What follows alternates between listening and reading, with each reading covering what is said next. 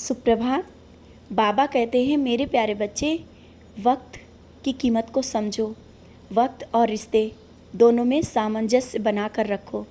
जानता हूँ समय नहीं है, वक्त ही तो नहीं है, लेकिन कभी कभी रिश्तों में वक्त की बहुत ज़रूरत पड़ जाती है। रिश्तों को समझने के लिए ऐसा ना हो कि वक्त के कारण ही रिश्ते हाथ से निकलते चले जाएं। इसलिए पहले से ही समझा रहा हूँ, थोड़ा समय रिश्तों को दो समझने के लिए।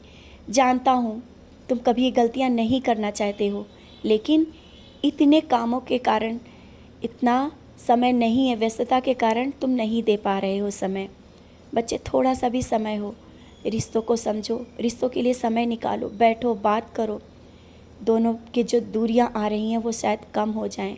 रिश्तों में दूरियां कम करने के लिए समय बहुत ज़रूरी है। अब तुम समझ गए हो ना तुम्हें क्या करना है।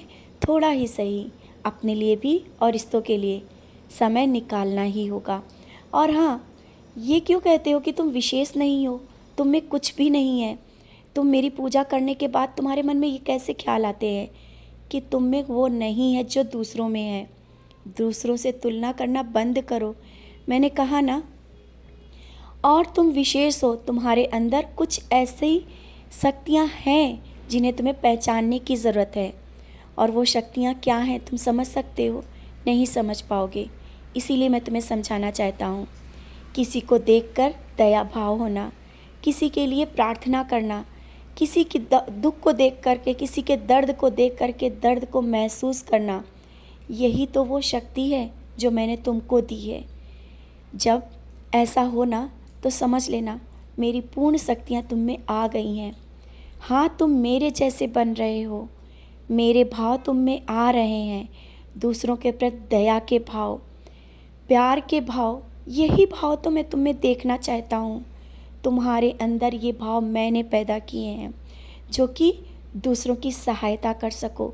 तुम्हारा जीवन सार्थक होगा और तुम स्वयं में गर्व महसूस करोगे दूसरों के लिए प्रार्थना करके। जब वो प्रार्थना कबूल हो जाएगी ना, तुम उससे शुक्राना करते हो, थैंक्स करते हो। बाबा शुक्राना। हाँ बच्चे, ये शक्तियाँ मैंने तुम्हें दी हैं कि दूसरों के लिए दुआओं के साथ तुम मेरे साथ जुड़ते जाओ। और ये मत कभी कहना कि तुम में वो कुछ नहीं है, बहुत कुछ है। दुआएं करो, प्रार्थना करो, दया करो, यही भाव अपने अंदर पैदा करो। और हाँ, जो बच्चे परीक्षा और प्रतियोगिता की तैयारी में लगे हैं, उनसे मैं बार बार कहता हूँ, कर्म करो, मैं हूँ तुम्हारे साथ।